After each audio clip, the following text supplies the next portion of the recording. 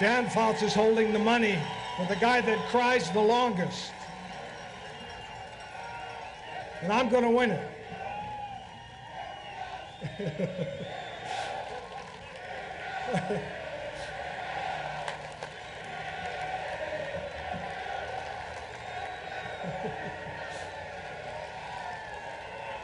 Thank you. Let me tell you, this is the miracle of Canton. All right, the miracle, probably because I'm here, for one, not expecting to, but a miracle because I think about a third of Dayton, Ohio is here, right there. All right, half of Cleveland is here, 3/4 of which are my relatives, and I think the rest are the men of Benedictine. Of course, from Dayton, there's the University of Dayton people, a lot of them here, and 3/4 of Pittsburgh.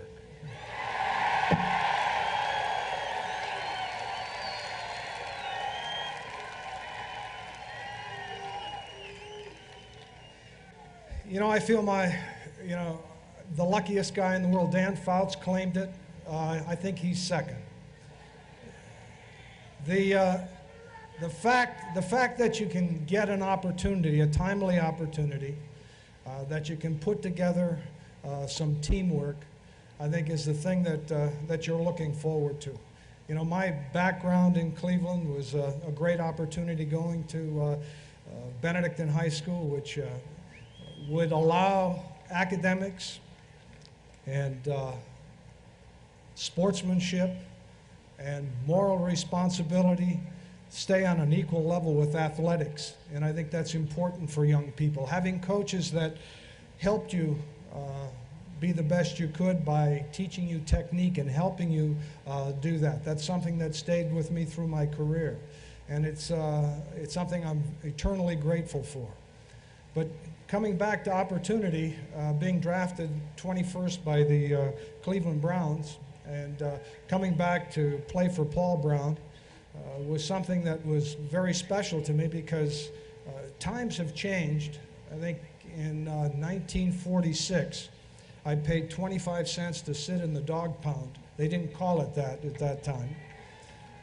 They allowed high school players, football players, to come in, and for a quarter, you could watch the likes of Lou Groza, Otto Graham, Dante Lavelli, Marion Motley, the guys that are sitting here, Bill Willis, special people. And never had the idea in my mind that I'd be on the field with them, but I was able to do that. That was an opportunity I'll never forget. At the end of that career, I think that was about 1960. There were some gentlemen that started the American Football League. Baron Hilton was one. Lamar Hunt, who was over here, was one. And they got together and started a league, and there was an opportunity for coaches. And Sid Gilman was named the head coach of the Chargers at that time. It was the Los Angeles Chargers, and I called him on the phone and said, I really need a coaching job. And he says, what kind of experience do you have? And I said, well, I've played, but I've never coached. And he said, you're hired. And I appreciate that opportunity, Sid, very much, because working under Sid was really something special. It was a research project. It was great guidance. It was a learning experience where he kind of let me have my head and guided me when I needed guidance, and he did that very, very well, and I appreciate that very much. And then after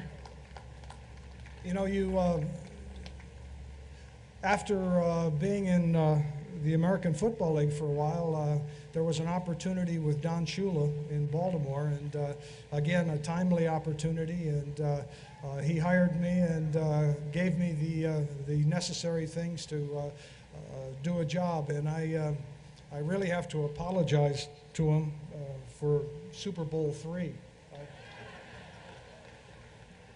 That wasn't one of the finer memories that we had. But again, an opportunity came, and that was afforded by the Pittsburgh Steelers. And See, not only the job opportunity that was great, but living in the city of Pittsburgh was great because one of the things that I've really failed to mention earlier is that atmosphere is a huge thing, it's a big thing. I had atmosphere in high school where you come in and you have the opportunity to grow. We had atmosphere at the University of Dayton. And in Pittsburgh, one of the things that was a real problem when I came there was, I don't want to say a lack of atmosphere, but we trained out in South Park. And if anybody has seen South Park, it was a rather depressing place, it really was. And when Three Rivers Stadium was put together, and this was put together by the citizens of Pittsburgh, I think it was a turnaround for our whole football team. We drafted some great people. We drafted the likes of Joe Green, Terry Bradshaw, Jack Ham, you know, and they came into that place. But we played the first game in Three Rivers Stadium against the New York Jets, and that was the team we lost to in Super Bowl III. And I was a little antsy about this game. But I walked around the locker room, and Ray Mansfield was sitting there. He was the center for us. And I couldn't believe the look on his face because his eyes were aglow, they were twinkling, and it was the atmosphere of a locker room and a training camp that we had come from that was really something special. And these guys went out on the field, and because of that atmosphere, the new stadium, the new teammates, they went out there and we won the first game in Three Rivers Stadium, and from that time on, it was all uphill.